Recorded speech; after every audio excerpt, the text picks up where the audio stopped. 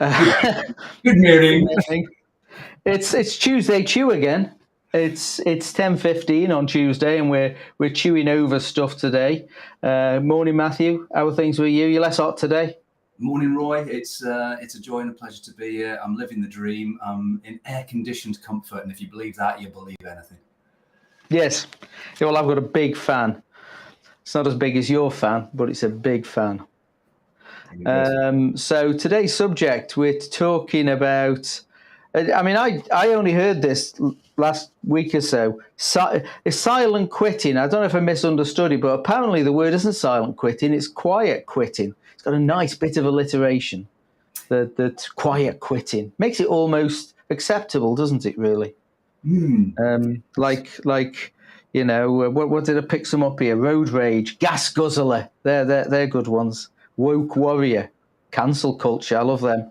And I saw one yesterday in the right old fascist drag, the Maley Dale, and pretty privilege. Well, that's something I've been cursed with all my life. You know, what? Nothing. Saying nothing. You've got plenty of forms of privilege as a relatively, various forms of privilege, but being perceived. Sorry. So you don't go with the pretty privilege then? Well, that's a bit harsh. I think we're not going to. Neither you nor I is going to be accused of that one. So we've got, quiet quitting. I picked up something here that's employees suffering, or quiet quitting, employees suffering pandemic burnout say they just stopped working as hard, and we've given it a nice little alliterative name, which makes it okay. And I looked at it first. I went, hang on, this is a charter for the idle and the feckless to just say, oh, I'm quiet quitting. I don't want to burn out. We've all known people who arrived in jobs and they quit before they even joined the company. The people who died at 30 and were buried at 70. Isn't this a feckless chart? Isn't this a charter for the feckless? I mean, if you want to go alliterative, then I'm sure you can come up with something that goes along very nicely with feckless. It's just I'm not sure that it's a PG-13 comment. Feckless. Yeah, don't even go there. Right. Okay. I know. We don't mind a little bit of language, but maybe at this time, for being professional, let's not go there. So, I mean, why is it alliterative phrases even stick to the brain? I mean, we do have a predisposition towards sort of speech with nice rhythms and things to it. But quiet quitting, it's just got that little kind of, it's got a rhythm to it. And so people think it's okay, or they even think it's a thing. I mean, to me, actually, it's not a thing. What we're describing here is a collection of behaviors, which may or may not be a response to one cause. More likely, it's a symptom of several causes or collections of causes. And at one end, we've got what we used to call working to rule back in the day. Those of you who've been around for a while will remember there was a thing called working to rule, which is basically I don't like what management's doing, so I'm going to do exactly what's on my job description and not an ounce more. I will be stopping at 5 p.m. and I will be dropping things and I will be leaving on the dot of this and on that and da-di-da-di-da. So they work to exactly the rule. And at the other end of the scale, you've got something which is less deliberate. And is what's actually technically called presenteeism, which is where somebody is in fear of their job or whatever. They need their job, they're desperate to keep their job, and so they turn up when potentially they shouldn't do, despite the fact that they actually already have pushed themselves too far. Because nobody really turns up to work to do a bad job, but sometimes these things happen. And I know we're being slightly facetious about the fecklessness and everything else, but on that sliding scale between being, shall we say, accidental presenteeism, doing something with the best intentions, but actually showing up and doing a less than good job because you shouldn't really be there. And at the other end, you've got somebody who potentially is working to rule because they're taking a defensive stance and trying to protect themselves from further burnout. But either way, you've got the positive of reducing burnout leads to the negative of losing discretionary effort. And I got to ask the question of, if what we're really seeing here is a less engaged workforce or an increase in the level of low engagement, what's causing that? What? Because that's a symptom. That's not a cause. So, I mean, your thoughts, Roy?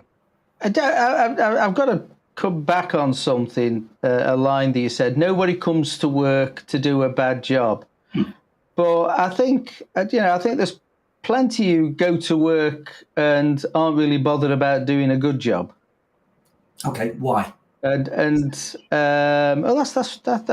really interesting. Why is that? Why do people just want to get through the day and just do enough to keep the job? And certainly we've both seen this in cultures in business. And if you've got somebody who is doing a not very good job, people can look at that and say, I only have to be as good as that to keep my job, and the whole thing tanks. So I'd say nobody goes to work to do a bad job.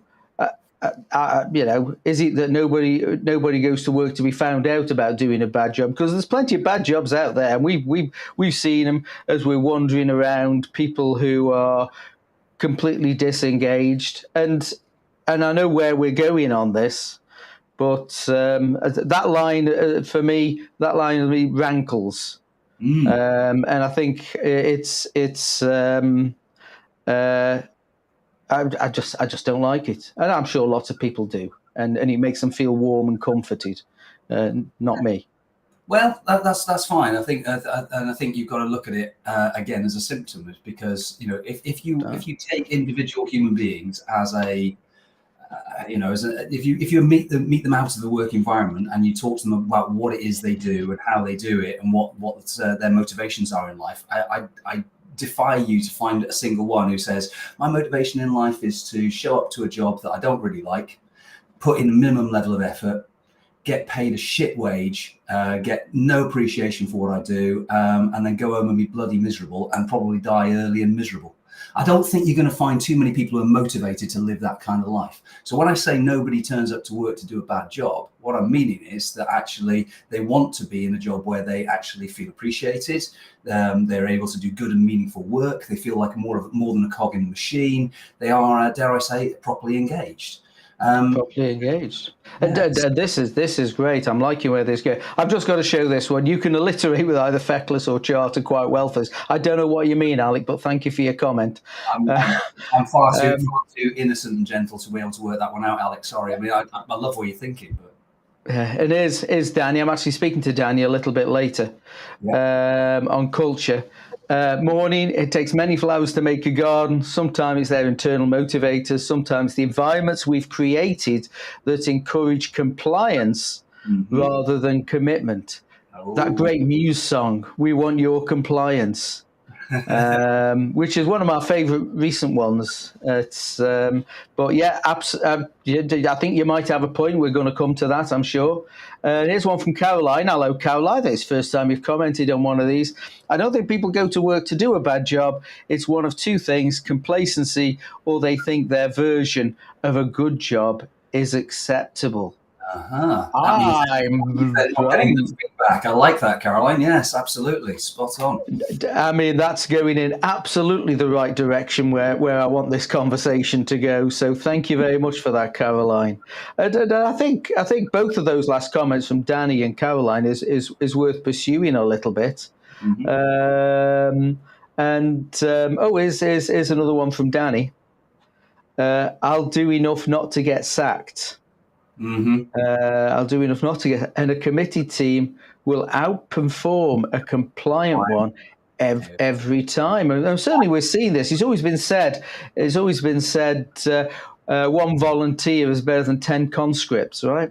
And I think we might have seen that recently in some country not too far away from here. But I think some very, very good points in this. Matthew, what do you make of those comments? Yeah, I think that's right. I mean, ultimately, when we're looking at burnout, we're looking at the most negative extreme expression of ongoing stress. And stress is not just a negative thing. Stress is part of our natural set of responses to environmental cues. You can't live life without experiencing some form of stress. That's what life is. It's part of your physiological and emotional response to the world. So you need stress in order to be able to respond appropriately to the world. So a certain level of stress is actually a good thing. Prolonged stress where you do not have control over your world, you don't have autonomy, you don't have a certain level of agency, is not a good thing. So utilizing it in a sensible way in a working environment is a good thing, and can actually help with engagement. It can help with that commitment, rather than sort of simply setting a load of bureaucratic processes in place and expecting everybody to work to those processes, because that's where efficiency lives. If you pursue efficiency for its own sake, you will lose effectiveness. That's what I would say with any of these things, and that effectiveness comes through engagement when it comes to managing a team. I mean, I think like people themselves, businesses themselves should be a closed loop system. And if people are quietly quitting, I think you mentioned it in the very first minute, it's a symptom. Mm-hmm. What's it a symptom of, though? So what are the causes? Well, I guess what are the causes of culture? Causes of culture. Yeah, tough on the causes of culture. I mean, ultimately, you've got a problem with engagement. You've got to look at the right end of the problem. And the problem is, if people are not engaged, is that either the thing that you are asking them to be engaged with is not engaging, or the way in which you are trying to engage them with it is in itself not engaging. But either way, the problem is with you as a manager, and not with them as an employee. Because if you're doing everything right, then people will start to self-select for where it is that they actually want to be. So it's critical that we get these things right. And you've got to create a culture where people actually want to win, and they can win, and they know what winning looks like, and they know how they can succeed within these things, and they can actually get a level of recognition, a level of status, a level of dignity, a level of agency, a level of control, and they have a sense of fairness within that system. Those are critical elements for any kind of engagement. I think the only time you can, I love one thing that you said there about, they want to win in their world. Mm-hmm. But if you don't know what winning looks like, I think that's a major problem. And why don't people know what winning looks like in their job? Because I mean, typically the thing is, once a year you get dragged into the manager's office for your yearly appraisal, only to discover that the last year had been completely wasted because he was doing the wrong thing. He was a bit crap at it. And you discover that oh right, okay, well, this is a bit of a shocker. Knowing when they're winning, and I think management is about catching people doing things right. Mm. On the other hand, how do people know they're doing things right? Here we go. We've got a comment here, Craig. Craig from sunny Australia. I think Perth. I think it's Perth or Adelaide, somewhere like that. He's moved. Good morning, Craig.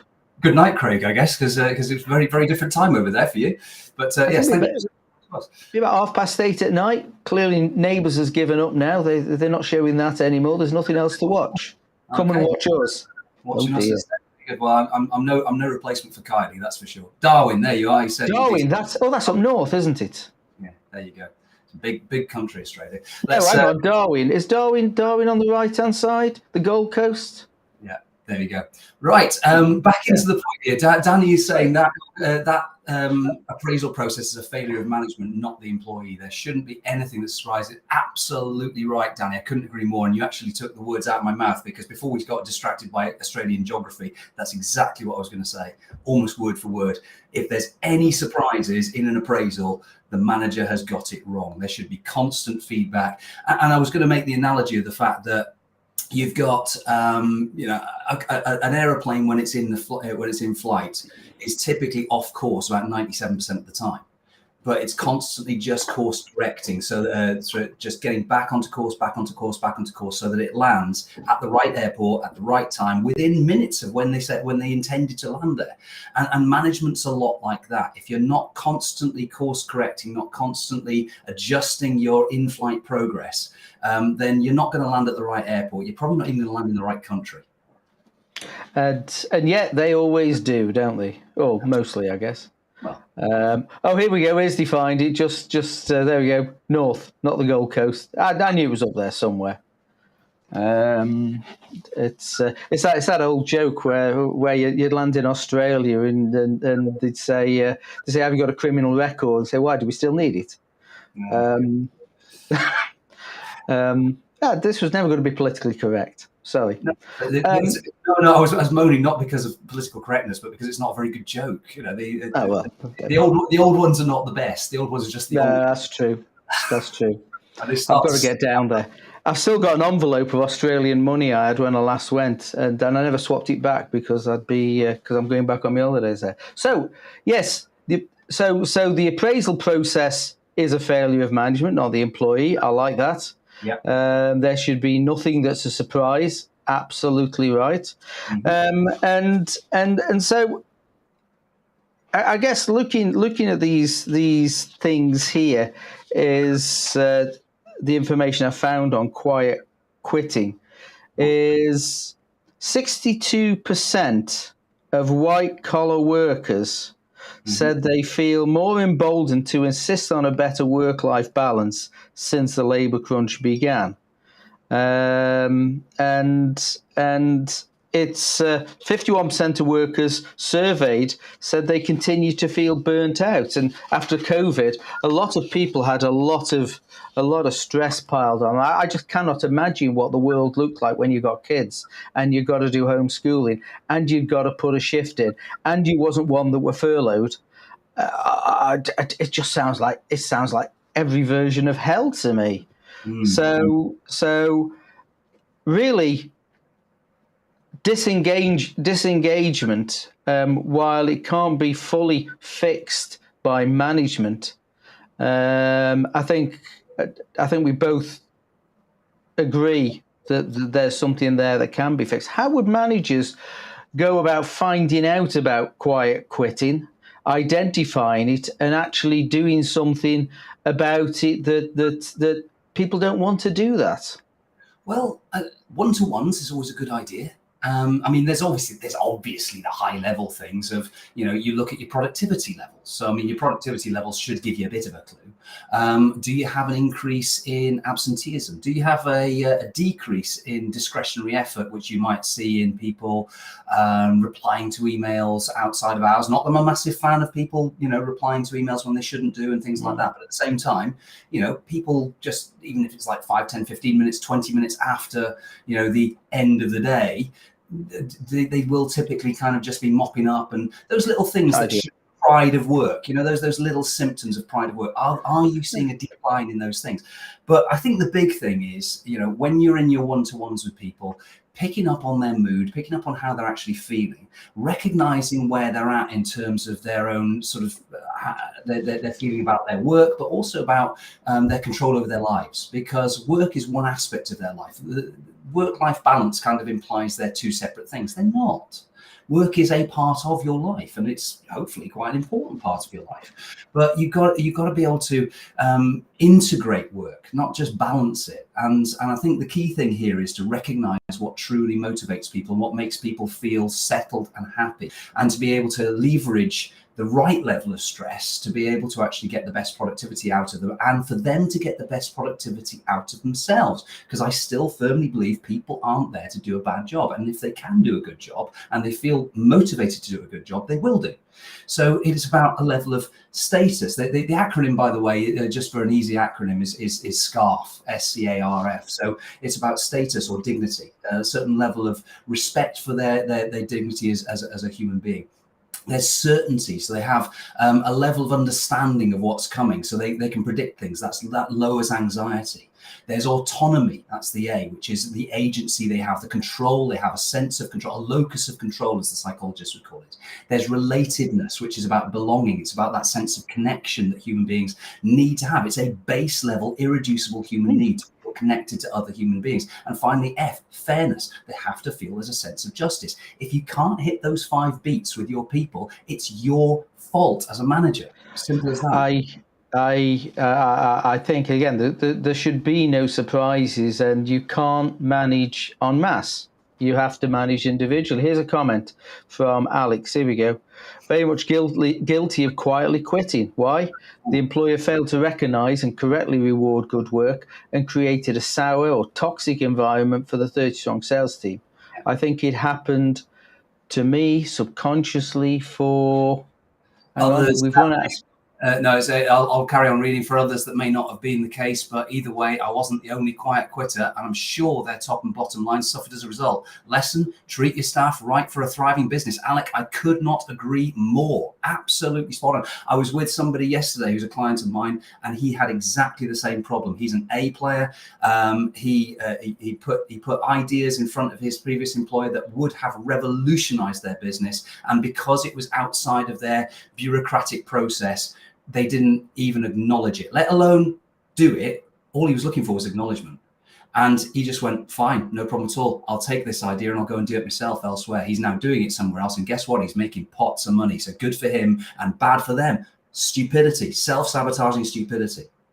Yeah, and I think, there's still a lot of the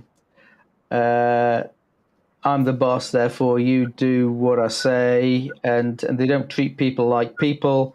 And there we go, Conrad. Hello, Conrad. First comment I've seen from you. I suffered the same, and there's a lot of it going around. So as we said right at the beginning of this, quiet quitting seems to be a symptom in a lot of cases. I'm not saying exclusive, but a symptom. Here we go. Here's Danny. Danny's got another comment on it. When you hear an opinion, idea, or ask for support, do you get pointed towards a policy, process, or other rules? Computer says no. Absolutely. There's a lovely phrase. Policies and process should be a set of handrails, not a set of handcuffs. I like that. I thought you'd like that one. That's to guide. Yeah. They're there to guide people, to give certainty, to give clarity, to give predictability, to give consistency, and to be able to give replicability to doing the right things in the right way and to capture best practice. They are not there to constrain you, to be a limit to innovative thinking. They are not there to stop you actually being a human being. They're certainly not there to create, or they shouldn't be there, to create this kind of Victorian workhouse environment. This is not the Industrial Revolution, and people are not machinery. Yeah, and I do like it's a comment often brought out in the MBA teaching that it's easier. It's easier to seek forgiveness than seek permission. And if they're teaching it in MBAs, it's basically saying, well, you ask an official question. I guess the other way, that you ask an official question, you'll get an official answer. Now that's demotivating. Well, all I'm going to say on that one is, again, I think if you're in an environment where people are motivated to ask for forgiveness rather than permission, again, that speaks to a management problem, because ultimately the people should have a freedom to act, or an autonomy, to use the phrase that I used earlier on, autonomy or agency to act within set guidelines. And those guidelines are not just procedural, they're also cultural and value-led. So if you know what the business's values are, if the process is unclear or doesn't cover something, then you speak to the values. And as long as you're within the guide rails of the values, or the handrails of the values, then you know you're doing the right thing. And then you have a level of autonomy to act. And nobody can ever come down on you like a ton of crap. So you don't have to ask for forgiveness, because you're working within the values of the business. Now, here's the thing. How often, and I'd love to know if anyone sees it, how often do you actually see values of the business made public, documented, laid out? It doesn't happen very often, does it? Well, it does, but in the wrong way, I would argue. Oh, all right, go on then. what happens very often, and I've worked in places like this, is you've got them in framed portraits on the wall that nobody ever looks at, except occasionally to point at them and go, "That's a load of bollocks," because absolutely, values are not simply things you say. It's a bit like when you look at somebody's dating profile and they say, "I'm dead honest, I've got a great sense of humor, I've got loads of integrity, I'm kind to small animals." If you have to say all that, you're probably not it. Values are things that you embody and that you live, and your behavioral actions will actually give clues to your actual values. And your behavior as an organization is what tells people what your values are. So it's what you do that tells people what you are, not what you put on the wall. Yeah, I violently agree with you. But you just don't see it. And I think what you said there was absolutely critical. You give people guide rails, you give people values to work in. What they do, if they match your values correctly, there should be, it's pretty easy. But when people are confused and they don't know, and I think that's when they can become disengaged, because doing something different. And I know I was reading a book, an Elon Musk book, and he was saying the difference between SpaceX and NASA was that SpaceX valued innovation even if it failed. NASA absolutely didn't, which meant that things like the O-rings that went up and blew up the Challenger, people knew about it, but didn't dare to put the head above the parapet because they got punished. In SpaceX, you got punished for not innovating, slightly punished for not innovating. Let me see, we got something here. Mantra 7, Danny said something good here. If a person breaks a rule, you have a person problem. If lots of people break a rule, you have a rule problem. Nice, I like that. Yeah, I like that. Yeah, that's pretty good. What have we got here? James, let's catch up with some of these things. There's a reason management liability insurance, one of the most critical policies companies take out. So many senior managers not following the procedures and treating staff poorly, then act surprised when a claim comes in. Absolutely, insurance is what happens when something earlier failed, right? And it's there. Hopefully, you never need it, but you're bloody glad to have it when you do. So I have a really interesting thought. Could we have a situation where management liability insurance is actually reduced in terms of premiums when the business actually demonstrates good investment in management training? Just a thought. Just a thought. Sorry, a bit of a wild left field idea there, but So here's one. Here's one. So when we're talking about visions and values, when he does, they tend to be nouns, not verbs. Honesty, trust, not doing. Like it. Let's see. Oh, Nikki. Here we go. Nikki Houghton. Hello, Nikki. I'm working with a client to implement just culture, which has transformed their whole way of thinking. Worth researching.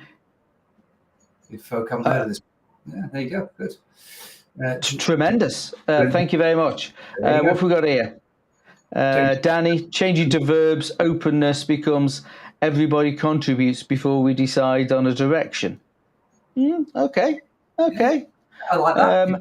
I think everyone's got to contribute to the outcome, certainly. And some good stuff. We've got about 2 minutes left before we jump out of this.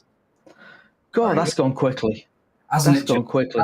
So what are we going to talk about next week then, Roy? Have we got so I'd just like to finish off, actually, conclusions on quiet quitting.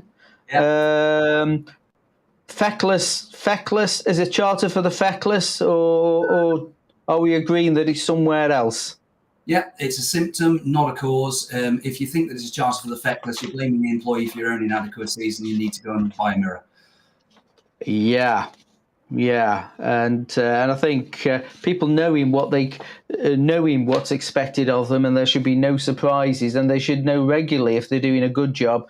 And the thing is, if people aren't doing a good job and you only check up once a year, that's punishment. If they're not doing a great job and you can find that out quite quickly, that's coaching. How many managers know how to coach? How many people? Yeah, we know the answer to that one, don't we? So I don't know what we're going to talk about next week. I haven't found anything which has pressed my buttons in the last few days. What about what you just said? What about talking about ways in which you can set yourself up for success by coaching, by implementing a coaching culture in your working environment? Implementing Coaching culture. I love that. Coaching for culture. We'll think of a snazzy title for next week. Hey, thank you everyone for contributing. What I did with the illustration, though. Yeah, beautiful. Coaching culture. Yeah, Danny, Nikki, thank you very much. James, Conrad, Alec, Craig, Caroline. I think thank you all for your great comments and contribution. We couldn't do it without you. We'd have dried up by about 25 past if it wasn't for you guys. Very good.